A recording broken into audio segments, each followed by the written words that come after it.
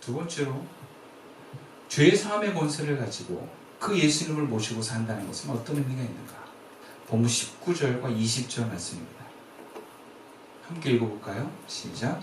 무리 때문에 메고 들어갈 길을 얻지 못한지라 지붕에 올라가 기와를 벗기고 병자를 침상째 무리 가운데 예수 앞에 달아내리 예수께서 그들의 믿음을 보시고 이르시되 이 사람아 네 죄 사함을 받았느니라 하시니. 여러분, 우리가 죄 사함의 권세를 가진 예수님을 모시고 살면요, 우리도 죄인을 향해서 죄 사함의 선포를 전할 권세를 받게 됩니다. 우리도 그렇게 선포할 수 있다는 거예요. 문둥병자를 치료한 사건 이후에 예수님이 많은 사람들이 모인 어떤 한 집에서 말씀을 가르치십니다. 근데 그곳에, 그 자리에 예루살렘에서 온 율법학자들, 율법 교사라고도 하죠. 그리고 바리새인들이 있었어요. 그런데 지붕이 갑자기 툭툭툭툭 하면서 뜯어지고 열립니다. 그리고 거기에 침대가 싹 내려와요. 그 침상에는 중풍병에 걸려서 몸을 가누지 못하는 한 병자가 있습니다. 여러분, 그 광경을 통해서 여러 사람들이 웅성웅성대고 어떤 마음과 생각을 가졌을 거예요. 뭔가 예수님의 말씀을 끊는 게 너무 화가 나서 뭔가 비난하는 사람도 있을 거예요. 여기도 교회에서 애기 엄마들이 애기 막 울잖아요. 그러면 사람들이 쳐다보는데 좋은 눈빛으로 안 봐요. 왜 지금 내가 목사님 설교 듣는데 애가 울게 해서 나를 이렇게 방해를 놓네, 이런 눈빛으로. 그리고 목사님은 이미지상 이렇게 아무렇지 않 척하지만 그 상황이 빨리 수습되지 않으면 예배 후에 부목사님들이 집합거립니다. 뭔가 빨리 수습해야 돼요. 흐름 끊는 거. 예배, 이 가나님께 드리는 이 거룩한 예배를 끊게 나누는 것을 용납하지 않습니다. 예수님 말씀 얼마나 주옥 같았겠어요. 근데 그 흐름을 끊어버렸어요. 승질나죠. 보통 많은 사람들은 자기가 은혜 받는 거에 관심이 있지, 나와 상관없는 어떤 사람이 병나는 거는 그보다 못하다고 생각을 합니다. 근데 예수님께서 그것을 비난하지 않습니다. 인상 하나 부러지지 않아요. 사람들 향해서 야, 끄집어내라. 그래도 누가 뭐라 그럴 사람 없어요. 근데 예수님이 그 자리에서 그 병자를 향해서 이렇게 선포합니다. 이 사람아, 네 죄사함을 받았느니라. 예수님은 여기서 자신의 설교를 끊은 이 병자와 그것을 도운 사람들을 비난하지 않고 오히려 그 사람들을 칭찬합니다. 그들에게 믿음이 있음을 얘기합니다. 그리고 이 병자를 치료해 주시는데 어떤 치료를 향한 선포 이전에 영적인 선포를 하세요. 죄의 사함을 얻었느니라 하라고. 이 말씀은 분명 예루살렘에서 온 바리새인들과 율법 교사들에게는 아주 불편한 얘기입니다. 왜? 예수님께서 이들이 생각하기에 이 선포를 이들이 얼마나 못마땅해 할 건지 잘 아시는 분이세요. 신성모독이라고 여기는 그 마음을, 그들의 생각을 모르시는 분이 아니십니다.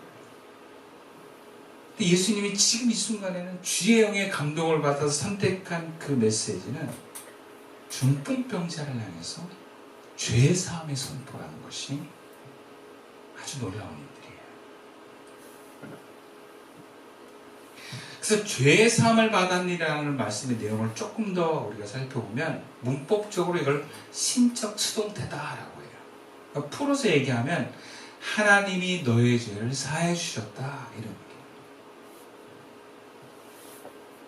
예수님의 주체자로 내가 네 죄 사한다, 이런 표현이 아니라 하나님이 너의 죄를 사해 주셨다라고 전하는 것입니다.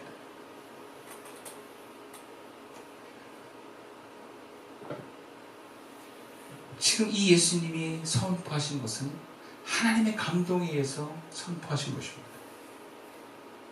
요한복음의 표현에 의하면 예수님의 말 한마디 한마디는 다 하나님과 연결되어 있어요. 이 중풍병자의 궁극적인 치료를 위해서, 아니 치료와 함께 선포되는 말씀입니다.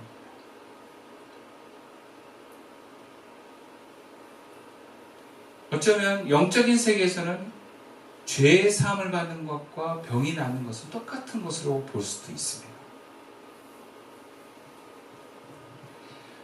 예수님 지금 이 중풍병자의 몸 치료를 위해서 먼저 선포를 하신 것이 바로 죄의 사함의 선포였어요. 당신이 이제 죄 용서를 받았습니다. 죄가 없습니다. 얘기해요. 그리고 몸의 치유와 동시에 일어나는 사건임을 그 다음에 이렇게 얘기합니다. 바리새인들과 서기관들이 신적 모독이라는 생각을 했을 때 예수님이 표현을 이렇게 합니다. 죄가 사해졌다는 것과 일어나 걸어가는 것은 똑같은 거다. 근데 이게 더 쉽기 때문에 내가 이걸 얘기하는 거다라고 얘기를 해요. 이것은 아마 그 중풍병자 입장에서 더 쉬운 것이라고 볼 수 있어요. 일어나 걸어가는 것보다 하나님이 너의 죄를 사해 주셨다라고 하는 것이 이 중풍병자가 훨씬 더 받아들이기 좋았을 거예요. 이렇게 예수님은 항상 환자의 입장에서, 병든 사람과 부정하는 사람들의 입장에서 그들을 배려하고 존중하고, 어쩌면 믿음이 없어도 그 데려온 사람들의 믿음으로 믿음을 줘가면서 치료하시는 분이십니다. 오늘 많은 사람들이 몸이 아플 때 마음과 함께 이야기를 합니다. 몸과 마음이 따로 아니다라고 얘기를 해요. 근데 우리가 신앙인으로서 바라보는 세계는 어떤 영적인 부분까지도 함께 바라볼 수 있습니다. 바로 이 죄에 대한 이야기입니다. 이 죄에 대한 얘기가 실제로 우리 마음과 우리 몸하고 참 관련이 깊습니다. 그래서 모든 사람이 병이 낫고 모든 사람의 마음이 해방을 받는 데 있어서 선포되어야 되는 것이 바로 죄의 사함의 선포입니다. 이 죄라고 하는 것은 단순히 어떤 뭔가에 사로잡혔다라고 하는 의미도 있지만 뭔가 하나님과 단절된 것을 의미합니다. 하나님과 멀어진 상태에 있는 사람들. 죄의 사함의 선포라고 하는 것은 이제 하나님과 다시 회복될 수 있는 존재가 되었다라고 하는 것입니다. 그럼 그 선포를 하나님께서는 죄의 사함의 권세를 가진 예수를 믿는 우리들 통해서 이루어지기를 원하십니다. 너의 죄가 용서되었다. 예수가 그 죄값을 치러주셨다.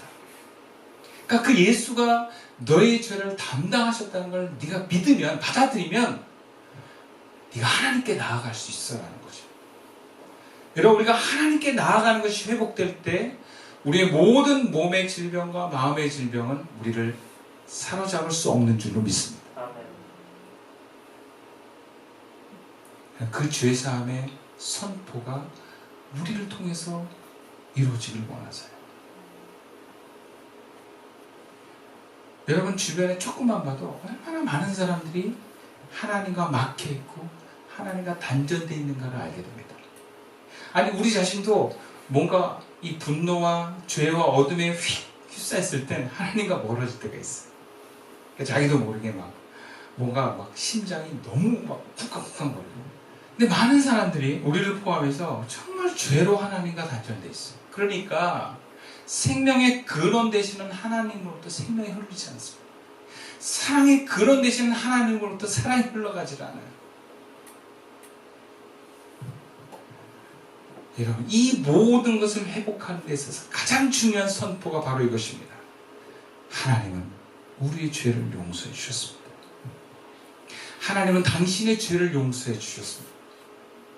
그러니까 하나님과 회복하십시오.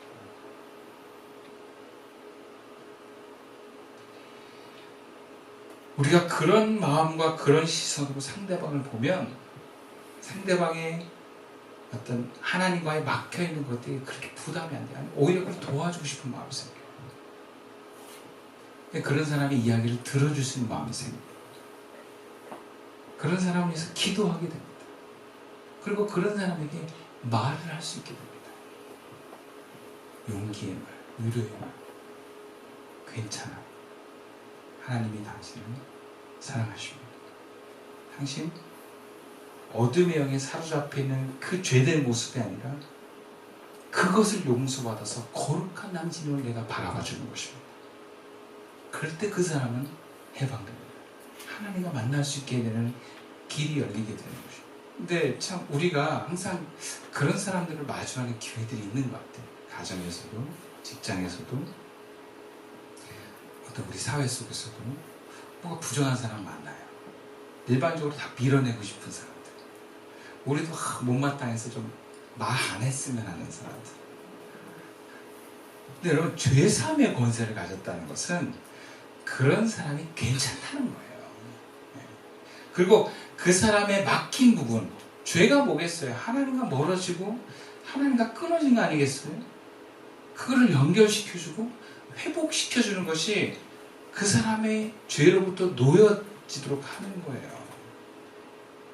그럼 그 권세가 있는 사람들은 그게 두렵지 않습니다. 이 사람의 어떤 죄성이 나에게 온다는 걸 두려워하지 않아요. 오히려 나병을 고친 그 예수님의 모습처럼 내가 이 사람과 함께 있는 것만으로 이 사람은 회복될 것이다. 치료될 것이라는 확신이 듭니다. 그리고 오히려 그 사람을 사랑하는 사람들은 그 사람의 자기 의지가 아님에도 불구하고 그 치료를 위해서 이 중풍병자의 주변의 친구들처럼 예수님께로 데려가는 역할을 할 수 있는 거예요. 그럼 하나님은 우리가 그런 사람을 기뻐하십니다. 그런 사람을 찾으십니다. 이 세상에 부정한 사람들을 비난하는 사람들은 너무 많아요. 그들을 밀어내고 구분짓고 없애려고 하는 사람들은 너무 많아요. 비난의 댓글이 난무합니다. 그 댓글이 감당이 못해서 스스로 삶을 마감하는 사람들도 있어요. 죄 용서함을 받은 사람들은 그것에 자유한 사람입니다. 오히려 남들이 밀어내고 비난하고 저주하는 사람을 도와주는 사람입니다. 도와줄 수 있는 힘이 있기 때문입니다. 오히려 그 죄 속에 고통스러운 그 연약한 그 영혼을 긍휼히 여기는 하나님의 마음이 있기 때문입니다.